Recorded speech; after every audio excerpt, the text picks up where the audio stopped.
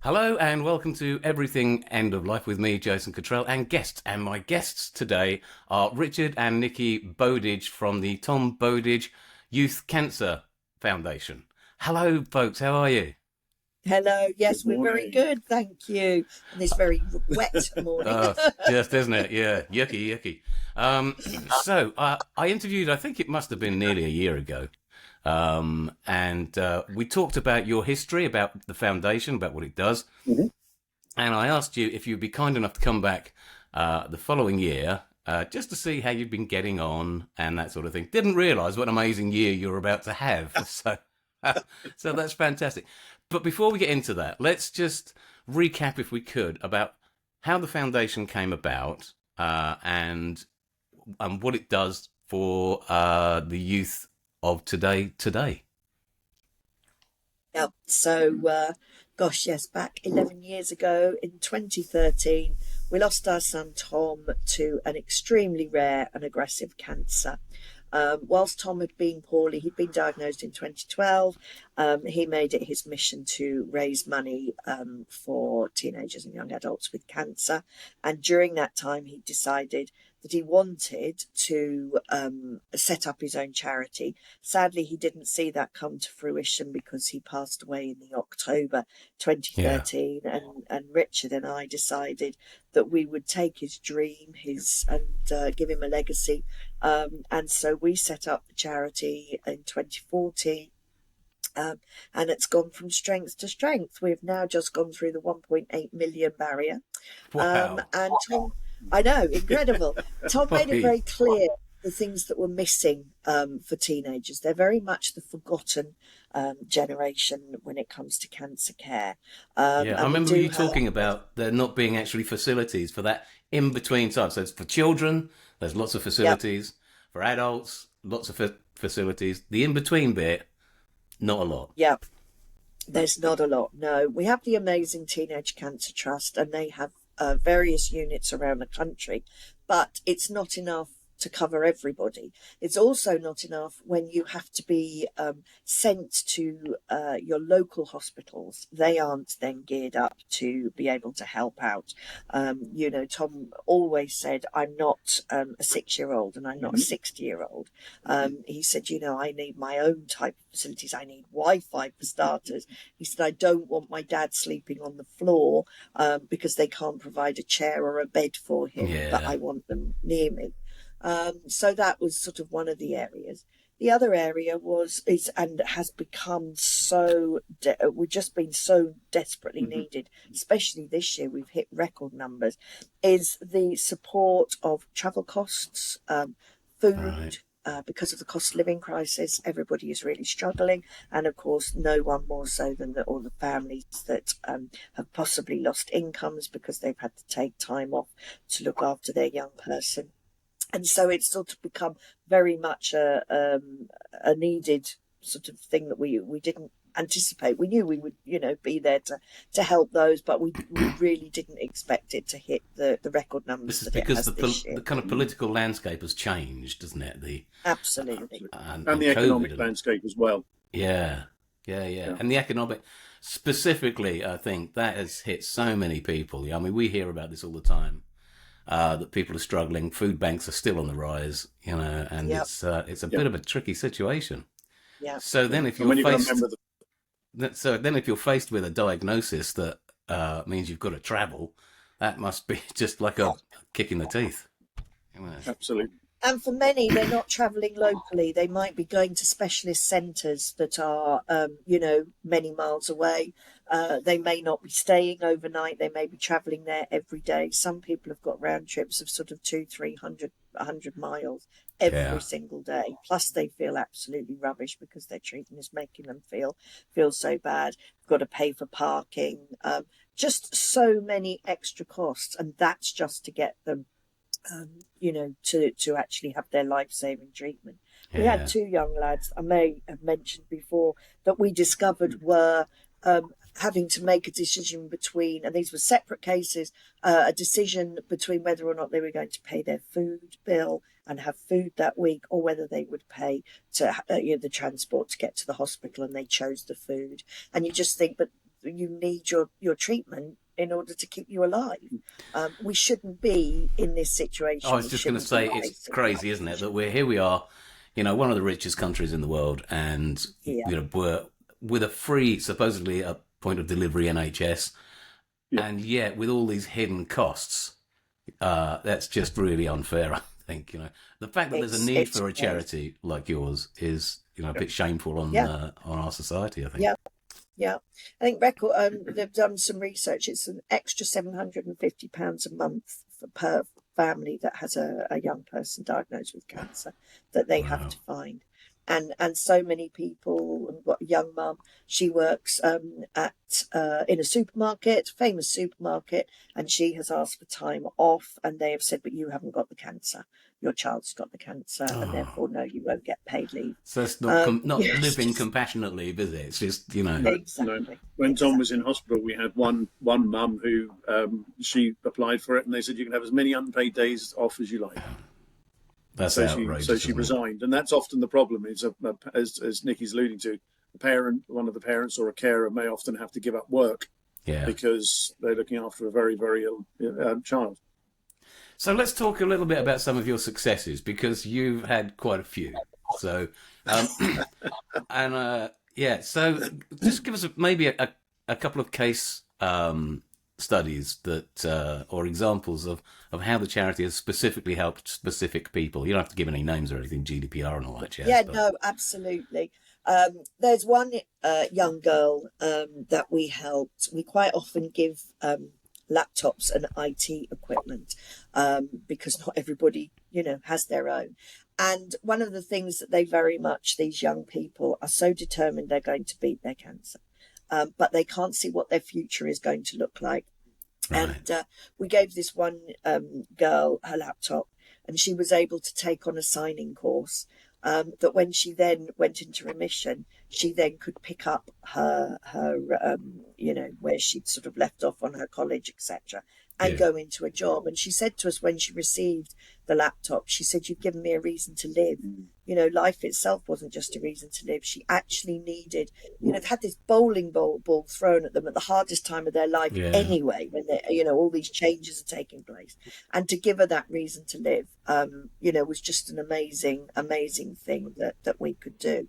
And quite often, many of them do say, we're not sure where we're at. We're not sure who we are anymore. So by being able to give them something that they can stay as close on that path of what their future is going to be, is so important. And to keep them like, yes, you will still be employable. Yes, you still will be able to follow your college course. It might take longer, but you're still on there. So that sort of is incredible. You touched on that point of identity. And I think that's a really interesting thing, is that when you are diagnosed with something, do you become it? Or, is that your identity? Am I the cancer patient? Am I no longer me? And that must be a really difficult one, especially for teenagers. So is that something you navigate with, help them? Yes, we do. We actually, we held sort of like mentoring sessions really with them, and we had sort of 4 or 5 youngsters come up to London and see us. That in itself is tiring, because they're really tired, and it's a big thing. And they came up, and we also had some people from the business world that came and sat with them, that looked at their CVs, and it was really shocking to think that some of them we won't tell an employer that we've had cancer because they won't want to employ us. And those wonderful business people that we had there went, "You're joking, aren't you? You have shown resilience and strength and so much more determination than many people we might see. Absolutely, we would want to employ you," and just gave them that oomph that sort of, really. It's it is an interesting thing. They must develop. You must develop a whole new set of social skills and a different skill set altogether. If it's for you. As a teenager, I can't imagine myself having the brain power or the smarts to deal with the NHS, deal with medications, deal with, transport, getting myself to places. I'd have been at a complete loss. So I guess that's something they have to start to learn, which makes them grow as a person hugely. Absolutely. And one of my clients had said, because one of the fears that Tom had was about how do you explain that gap in your CV. It's not a gap year. He was due to go to university, and if he'd got better, he'd have had a year of 18 months or whatever out of his CV. And it's how do you explain that to an employer? Did you go travelling? No, I had cancer. And there was always that worry that an employer might go, oh, am I prepared to take the risk of it coming back and everything like that? And as Nikki said, one of my clients turned around and said, if they can beat cancer, nothing will faze them. Nothing I can throw at them will faze them. And as you're right, using the word resilience is exactly right. And this course helped these young people understand that they were employable, that they could make presentations, they could stand up in front of grown-ups, as it were, and hold their own. And I think recall one young lady wanted to be a lawyer, and when she got through her treatment, and we hope that has helped her in that transition movement from treatment through to her career path. Yeah, I mean, my own daughter, she's 16, and she's thinking of going into law, and I can't imagine how. I mean, it's difficult for her to navigate the education system now, having a diagnosis and treatment, and then taking a break and going back to them. I'm looking at her thinking, do you know what? I think you probably could do that because you're pretty smart. But a lot of her friends, I don't think probably would be able to. We have to navigate that unless there was that growth in of personality to help them there. So it's been exactly. Let's get on to this last year or so. So I know I was really impressed with the charity and the fact of what you had been doing, and it doesn't come without a price. I mean, I know you personally paid quite a price over the years for this, but so I nominated you for the Compassionate Communities Award as being a compassionate champion, and then I got a phone call from Greg Cooper to say, oh, actually, yeah, they've got it. Can you be at the town hall? And I went, oh no, I can't be at the town hall. I want to be there. Sure. So annoying. So I missed that whole ceremony thing. So do tell us a little bit about that. So you were awarded the Compassionate Champion. We were, yes, the whole charity, which was amazing. Lovely afternoon. Some amazing stories. You just sit there realizing that you are surrounded by other amazing people. And how sort of heartbreaking some of the stories are. And again, how people sort of, get on with it. They just get on with their life. Lovely to meet the mayor in person. She was very supportive. She knew all about us, etc. Then we had a wonderful time out on the balcony. I said, I might not ever do this again in my life. So that was exciting. It was lovely. Wave? It was lovely. Did you wave like the Queen? Did you? I couldn't work out why no one was waving back.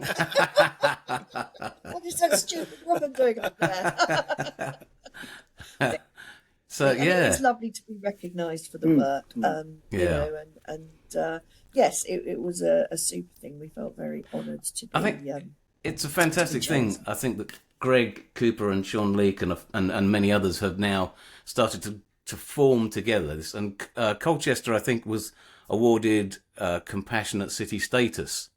So now it's really nice to see people getting recognised for the work that they do officially, because we know out there are so many people doing such amazing work, from people looking after their own relatives to people like yourselves creating charities to help look after other people's relatives, and so forth and so on. I mean, there's another nomination who I want to speak to soon.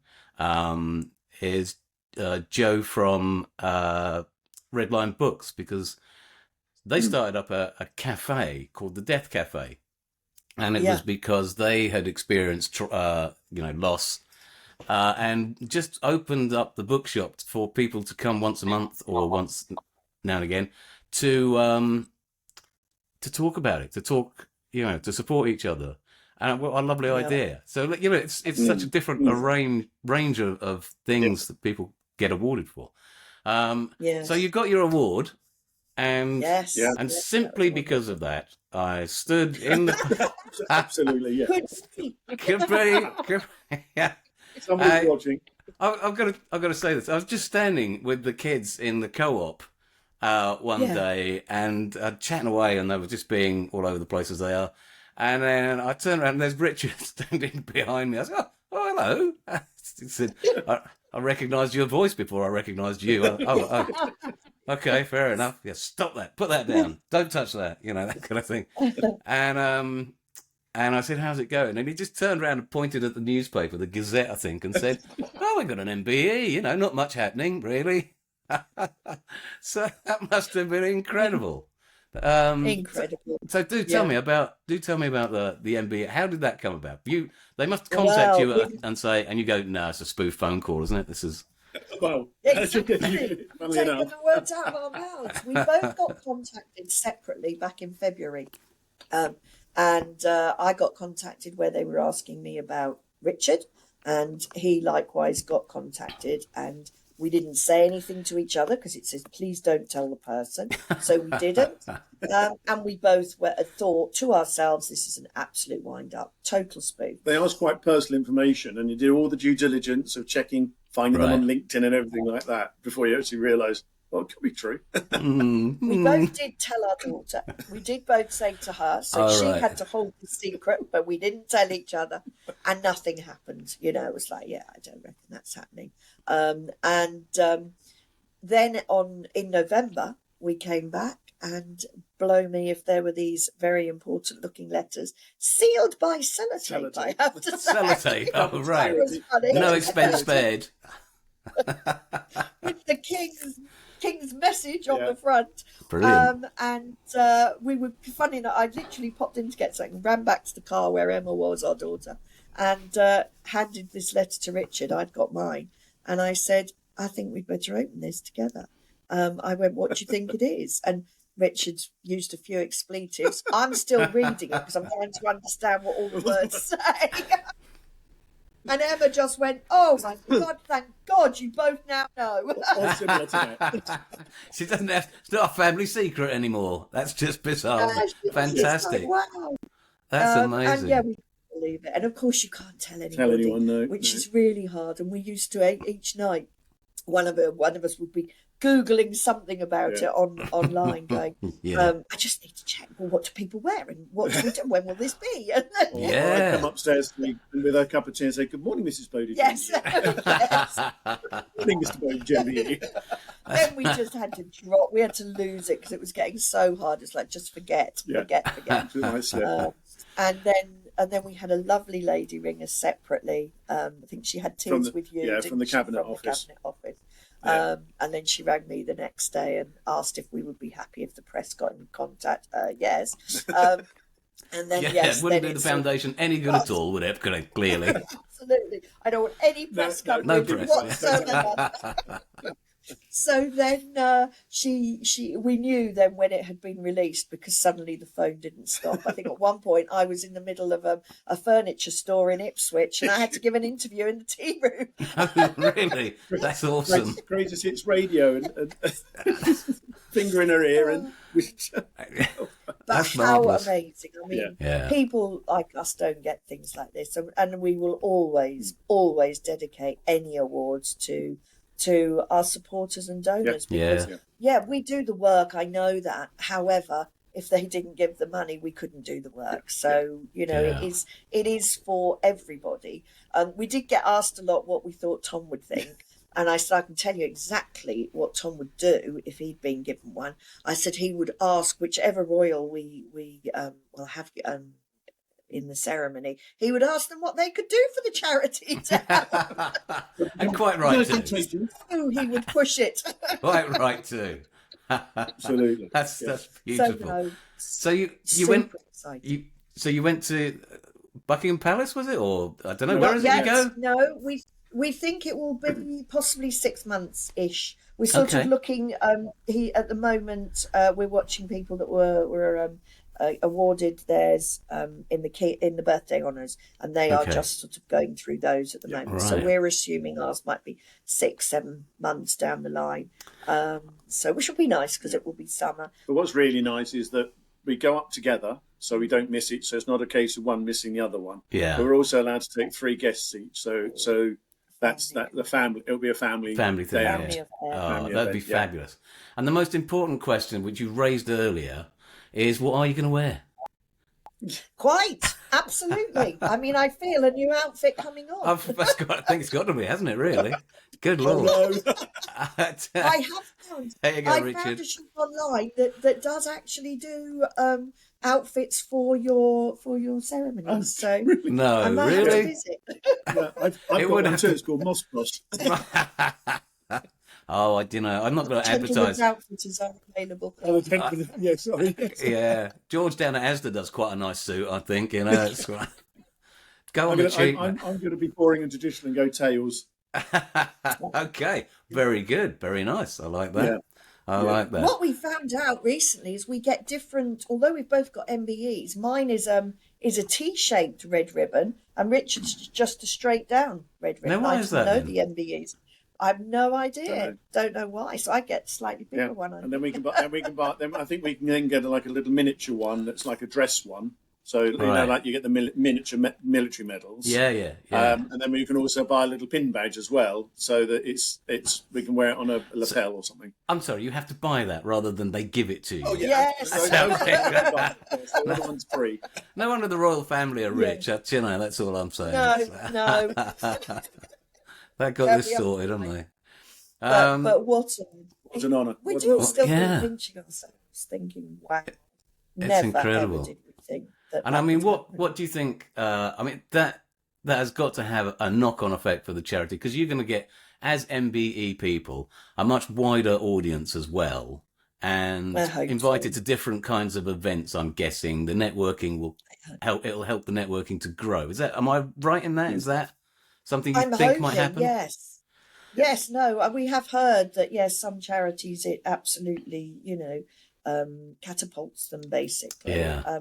I think from my point of view, it just shows that there are a lot of people that think we're doing this to make us feel better and for us to cope with Tom's loss. And that doesn't help us cope with Tom's loss. We're still a grieving parent, going through hell. That would never stop, basically. would it? Oh, surely. No, exactly. And certainly doing this, in fact, we have to talk about it more and more. And you could say, well, that's worse. We are more than comfortable with it. But I think it shows that we are totally genuine, that our work is absolutely recognised, and that then gives people the confidence perhaps to want to then support us, and hopefully in bigger ways, because our workload for actually helping youngsters now is just phenomenal. It's getting really desperate out there, and I think the harder, as we've talked about earlier, with the economy, is that puts a greater strain on us. A lot of other small charities similar to us that have done similar things have closed because they just haven't been able to sort of keep going. So that again puts pressure on us, because we're covering their backs as well. And so I just hope it makes people think, yes, they're a good, viable, solid charity that's been recognised. And they are worth, they're not. When we reached 10 years, lots of people said to us, will you close down now? No. Our work will keep going while we're still needed, and I feel that might see us out. Might be a while. Yeah, it might be a while. Exactly. So so let me I think ask. from that point of view. Sorry, no, go on. Last thing. No, go on. That was it. Yes, okay. yes. So they must have researched you.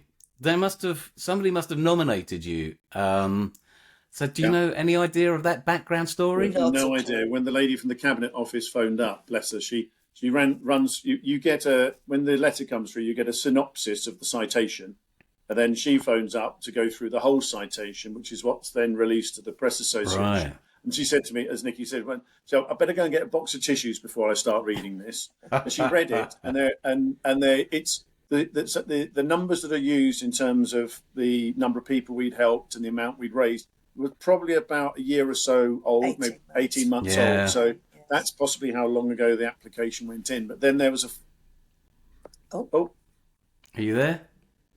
it says, sorry, it suddenly came up and said reload. Oh no. It's okay. Can you hear me? I Yeah, can hear you. Yeah. Can you see me? Is it that one? going back in there. I think. We definitely hear. Yeah, you're How back. bizarre. How weird Funny. was that? And so so there was a fundamental error in the citation, which said that Tom had set up the charity. Right. Which he didn't. Didn't. No. He wanted to. He wanted. It was his idea, and this is about us turning his idea into a reality, rather than setting up on behalf of on his legacy. So we with that dismissed a whole load of people straight off our list as who it might be, but it is entirely up to them whether they tell us or not. Yeah. Because otherwise we'll never know. I don't know if you can hear that. I don't think I want to know. I don't think I want to know. No, I don't. I'm know. just really grateful for whoever they did. it, that it's such a privilege and an honour. Yes. I don't. Yeah. Can you hear that in the background? Yeah. Yeah. My dog.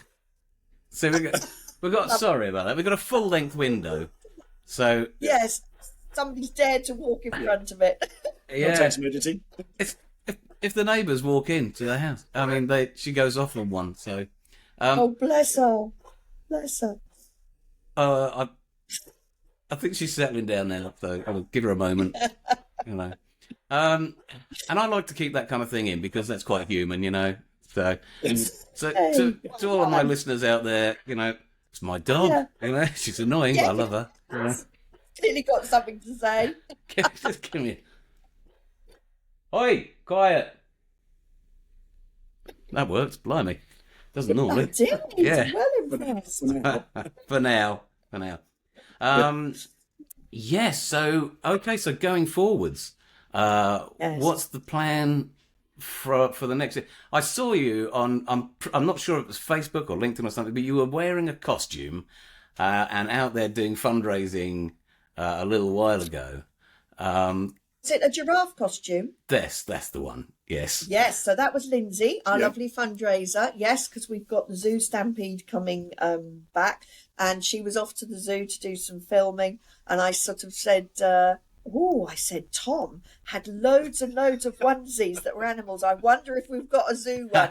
Sure enough, there was a giraffe. So Brilliant. she went. Choice yes. of giraffe or penguin. Oh, okay. I'll go for giraffe every time. Actually, you know, difficult to walk in a penguin suit. Yes. So we've got lots of fundraising events. We've signed up with a company called Run for Charity, and that basically opens up hundreds, thousands of different events that people can apply to do and run for us, and it saves us the effort of having to sort of put on events that we may not get the numbers for. So that's really exciting. Several new supporters, which is always amazing, have signed up to do the Zoo Stampede. Mm-hmm. So that will be wonderful. In Sorry, Colchester. Zoo Stampede, is that a fun run thing, or is that you just let all the animals go is, and yes. you know Fun see what run, happens? yes, they're going to be chased by animals. They can run around the zoo, basically. I'm not sure how long the 10K, distance is. 10K? 10K. round Oh, that's the zoo. all hills. And then they get free entry for the rest of the day if they can walk again. I'm gonna say, oh no. I mean, I love running. I do about 5-6K, each run. But going around that zoo, that is all I know hills those and hills, steps I can't walk round and it. yeah, I'm However, knackered just getting around the damn thing, running around it, No, it will be great fun, definitely. And lots of others, lots of other running things. We've got 3 or 4 people running the marathon for us, so that's wonderful. So they're all sort of, our challenge events. We shall then be launching Tea for Tom, which is where we encourage people to have afternoon tea with each other. There's a afternoon tea day, I believe, in June, and that's a fun fundraiser at work. People can sort of then create their own afternoon teas and raise a few pounds for us, which is lovely. But most excitingly, we are launching at the ball. On Saturday, we are launching our comfort and care packs. They're called Tom's Comfort and Care Kit, and these are going to be bags. They are filled with all the sorts of things you might need certainly on that initial visit to hospital, because quite often when you're diagnosed, you're then rushed straight off to hospital. There isn't any go home, get yourself sorted. You can be then taken straight away. And actually, you have no idea what chemo or radiation is going to do to you and the things that you might need. So we have looked at all of the things that youngsters have said they find really useful. There'll be things like comfy socks, neck pillows, things to help with the sickness and anti-nausea, Right. the wristbands, headphones, because they might forget their headphones, all in this lovely bag. We've chosen 5 or 6 hospitals across the country that are going to pilot it for us. They were Okay. so excited. I sort of was worried because they could have come back going, no, we won't be able to store this for you, etc. Yeah. And they all came back almost on return of the email going, this is an amazing idea. Yes, please, can we have X 100 or whatever? So Can I I'm just- thrilled with that. So Can I just stop you yeah, there? sorry. She's going to have a mental. I'm just going to go and see what she's doing. And I'll Okay. edit this bit out. All right. Hang on a sec. Okay. I don't know what's going on there. Hey! Oh, I see. Somebody's Okay. ransacking the house behind him.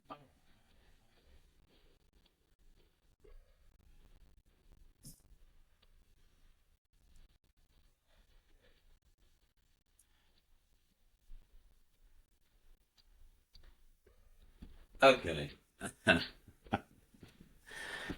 In on the action. Wants to have that last word. Or she's trying to tell you that there's a burglar ransacking the house behind you.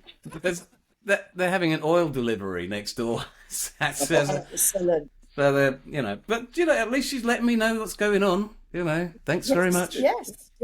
Anyway, where were we? Yes. Let's get to that. Yes, so comfort and care packs. So yes, the hospitals are extremely excited. So we cannot wait to get those. We're going to get some corporate supporters to come down and help pack packs.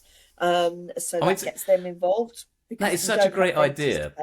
I mean, from what my understanding would be is that it when you call it a comfort thing, it's got to be that, because immediately they get there and they get that bag, they know someone cares. Someone cares enough to be ahead of the game for them. Yes. Yes. That's such a wonderful idea. Generally, most of the nursing staff, the teenage and young adult nurses in particular, came back and said the words again. Yeah, because they're forgotten. You often get lovely packs that might be there for the children that have got teddies and lovely things like that in. Yeah. And breast cancer, they will do their packs for other breast cancer patients, etc. Where are my lovely teenagers? Again, forgotten.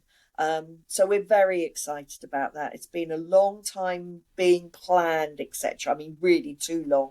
And then things have come along and it got put on the back burner. So I'm really thrilled that we finally got it together and it's launching. I mean, that's definitely a huge thing, isn't it? A huge project. Exactly. And what's really great about it as well, as Nikki said, we've got corporate supporters that want to come and help pack them.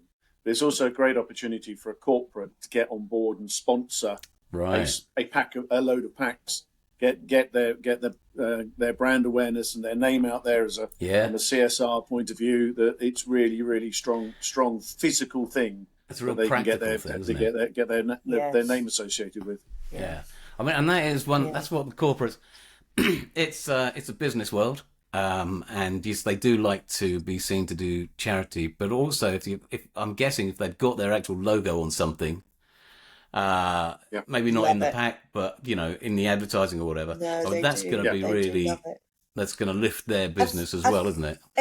Yes, absolutely. I think also as well as we're going to encourage people maybe that have bought a pack, sponsored a pack, to write a message to the young person. So when they open it, they know, they can actually attach it to, that's a lovely idea. Gosh, an individual that has done it. I think there was one lad a little while ago, and we helped him out, and he turned around to his social worker and he said, "Why does nobody care about us?" And I thought, oh my goodness, because we are out there to care, and there are other charities out there that will care. But he hadn't felt any of this love and this caring. He felt everything was against him. And I thought, they shouldn't even have to feel that whatsoever. No. They should immediately feel like we're there fighting their corner for them. I think there's a problem with signposting, isn't there? Because, and I've seen this in other areas, even in end-of-life care, that when somebody gets diagnosed, there's not the signposting there that there should be. The very moment, somebody has a diagnosis, then there should be this pack that says, right, okay, here's all the different support that you can get. Here's the people that can help you find the support that you can get. Yeah, and absolutely. that level of intervention just doesn't seem to be there by itself. No, I mean, certainly no. you've got some amazing places like Single Point for the hospice, Yes, who could just give out great amounts of. But if you don't know, if you've just been diagnosed and nobody tells you that Single Point's there, then exactly. I was a charge nurse Exactly. for years, and I didn't know Yes. what a hospice did. So if I didn't No, know, no, Yeah. no, exactly. um, It's well, I think even when Tom was first diagnosed back in 11 years ago, we certainly had never heard of Teenage Cancer Trust. We didn't even know that really teenage cancer was really a thing. yeah, Um, and literally my thing was, well, we must go to the Royal Marsden, because in my head that was the only hospital that was able to deal with cancer. yeah, And that's only 11 years ago. So we have come a very long way. yeah. But my goodness, we've still got so Oh, far to go. massive. So far to go. I've got to give you a heads up on something. We were talking about businesses just a couple of minutes ago, and Yes. it just reminded me that there, as part of the Compassionate Colchester initiative, there is a growing group. I think you can find them on LinkedIn, of compassionate businesses. Okay. So they're having a meeting at the university, I think, on the 26th. But the person to chat with is Greg Cooper about that, and he can Yes. advise you, if not for this Yes. particular meeting, but this group is a growing group of businesses. There's understanding the Yes. importance of compassion in the community, and mainly because Greg and Sean, I think, that they've got this thing growing, and it's a very practical idea. I think is saying, look, there is stuff that you can do and stuff that you can help, and it's not Yes. just about being profitable, but that Yes. might come as a part of being a part of the compassionate Yep. community. Yeah, absolutely. Exactly. Yeah. So Yeah. that's it's a Exactly. good practical thing. So it's something for you to phone up Greg Yeah, and say, "Oi, definitely. hello, you need to be a part of Yes. this." Hello. Yes. What is this? Yes. Yes. Yeah, We were at an event recently up in Suffolk, and that was full of other cancer sort of charities or organisations, and that was wonderful from us. So Macmillan was there, but Macmillan out in the farming environment, etc. right. And it was lovely to be able to chat with each other to find out what everybody does. Obviously, lots of people were homing in on us because it was like, wow, teenagers, wow, again, the forgotten thingy. Yeah, What do you do? How could we will make sure that we know you. We may only see one farming family, that have got a young person, but they now know where to go straight yeah. away. Yeah. It's And great, isn't it? I That is think part of the signposting, though, isn't it? So it's that saying we're absolutely here. is. Yeah. Exactly. And how important. There was a wig person there, and Yes. we sort Yeah. of went to chat to them because quite often we have to do wigs. Yeah, And it's sort of, it was a coming together of sort of all of us like-minded, but what is your role? What do you do? How do you, and sort of, yeah, and I think we need more of that, certainly yeah. amongst the community as such, from our point of view. I think definitely that it's growing. It is definitely growing. I mean, I know Yes. that Greg from St Helena Hospice has, he's been pushing this agenda for quite a while, and it is really beginning to come together now. We are seeing Yes. businesses Yes. doing a lot more networking, specifically with compassion in mind, Absolutely. and Yes. that can only Yes. be helpful for everybody. Yes. So there I we think go. in the business world, you say that quite often people look to see what their CSR Yeah. is, etc. Yeah. Don't you? And Right. my day job working in London, you hear more and more evidential stories of where potential employees have asked, "What is the CSR story about Yeah. the Right. company that they're being interviewed by?" It's not always about pounds, shillings, and pence. It's about Yeah. what impact are you having in your local society or Your community. your community. Yeah, Yeah. and that's quite interesting to see that that's being driven not from the top down, from the shareholders downwards, saying you've got to enhance shareholder value by doing this. It's the employees pushing upwards, saying you need to enhance my experience of being an employee and my feeling of self-worth. Is that about right? being an I employee. think that's brilliant. Yeah. I've got a friend called Martin Rodis who has got a thing called Elephants in Rooms. And what he does is he goes into big corporate places as well. and he points out the figures to them of how much money they might lose. This is brilliant, I've got to say, each year through grief and loss. And then he offers to train people to be grief first aiders, which, of course, is a practical thing that will help them if there's somebody there to care for somebody who's going through that tricky moment. That will actually practically help them to not take so much time off, or even if they do, they'll come back a much more valued member, because they'll think my organisation actually does care about me. You know, Yeah, absolutely. So it's a win-win all round. So I think that's, you know, it's a whole growing area, absolutely. isn't it? Saying, look, compassion isn't just about people going, oh, bless, you know, it's not, Yeah. you Are know. you feeling better now? Yes. Yeah, it's like anger management and saying, well, just calm down, you know. It's that same thing, isn't it?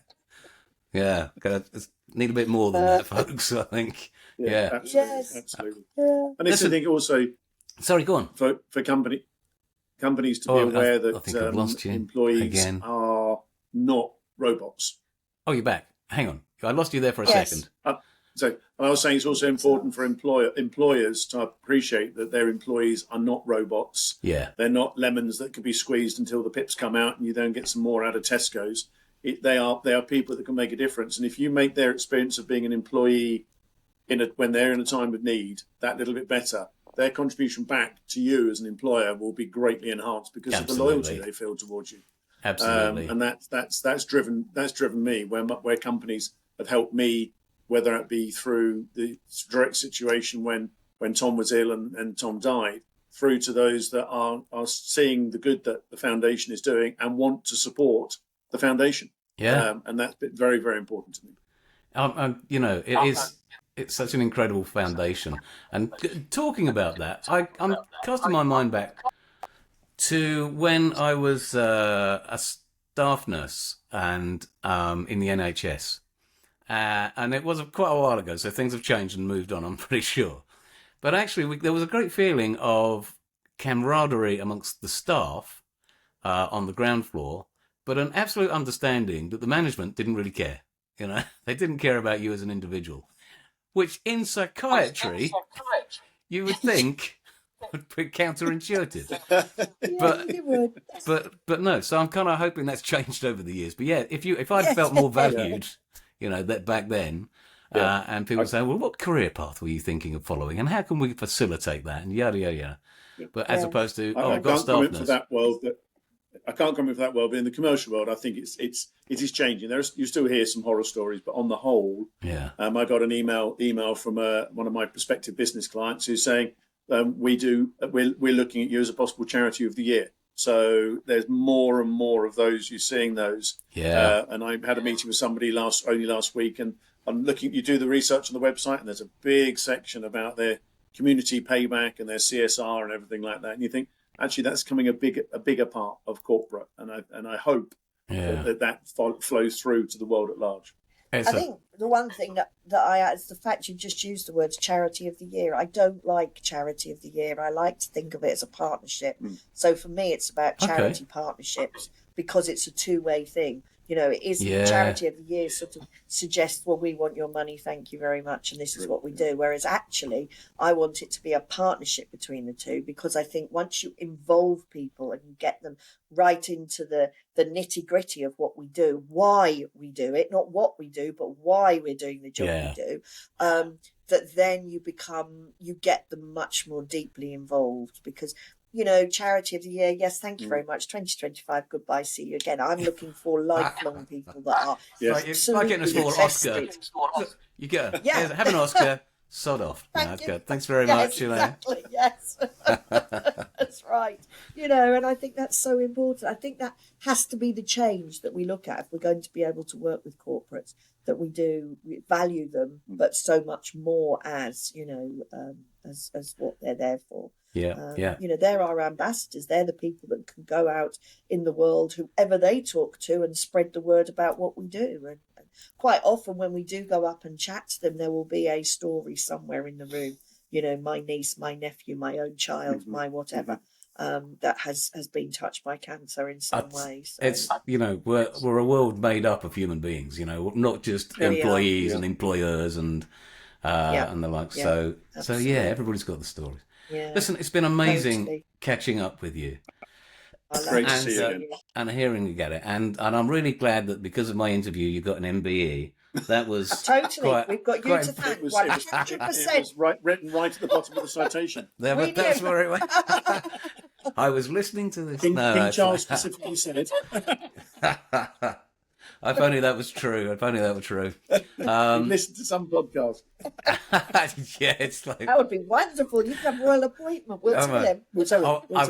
I've got to tell you a bit of gossip. Actually, my brother he's got a carpentry firm, and they've been doing more and more work for people like Westminster Cathedral and this, and it's just been asked to do work for Buckingham Palace. Fantastic. Which means they have to have a contract with the king. So that's just Wow, fabulous. They're doing massive refurb there, aren't they? Yeah, Yes. I think I said next time I see you, I'll have to curtsy. And Absolutely, you'd be amazed how many people curtsy to us now. One of my friends keeps text whenever he texts me. He said, "Hi, Richard," and he puts brackets small, and I know it's his predictive text overriding. He wants to put curtsies, but puts brackets small courtesy. I walk into the co-op and the girls, they're kneeling down packing a shelf. They said, "Oh, we heard you were coming, so we just got ourselves ready for your arrival." Perfect. I'll take that. Take that, yeah. Take it when I can. I genuinely, one of my contracts congratulated me on my knighthood. And I said, "Not yet." Oh, okay. Well, it's in the post. It's got to be in the post. After this podcast or the next Compassionate Award then. Right, so do tell me, obviously, how people can get in contact to get involved or to donate or to help in any way that they possibly can, or even because they need your services. Yeah, So, absolutely. The best way is on our website. So www.tombowdidgefoundation.org. And just spell everything's Bowdidge on for there. me. Bowdidge. Okay, fantastic. And everything is on there. Donate, apply for help, our contact numbers, everything. If people want to be, kept up to date, sign up to our newsletter. We don't bombard you with loads of stuff, but it is a good way of finding out what we are up to. But everything's on the website. All our socials, you can find us on every social channel. Yes, we're there for anybody that needs us. You might even get to see the giraffe sometime. So Yes, she will make special appearances. I'll go and tell her. It's available on special request. Has to be a large note. a large children's parties. Yeah. Oh, brilliant. Well, yeah. I've got a few. I'm in need of entertainers, but So give me a new idea. Don't tell Lindsay. Don't tell okay, Lindsay. I'll say nothing. I'm saying nothing. It's bad enough I have to dress as a beagle sometimes. No, I'm sure you look beautiful as a beagle. So, that's great. All right, listen, once again, it's been fantastic talking to you both. Lovely to see you again. I think it's an amazing charity that you put together and continue to promote. And I just hope it gets a lot more coverage because of the MBE, and you get a lot more money coming in. Yes, that's what we need. That's what we need. All right. Lovely. So I'm going to end it there. If you don't leave the meeting, we'll just stay here for a sec. Okay? Yeah. All right. Thanks very much for your time, Richard and Nikki Bowdidge.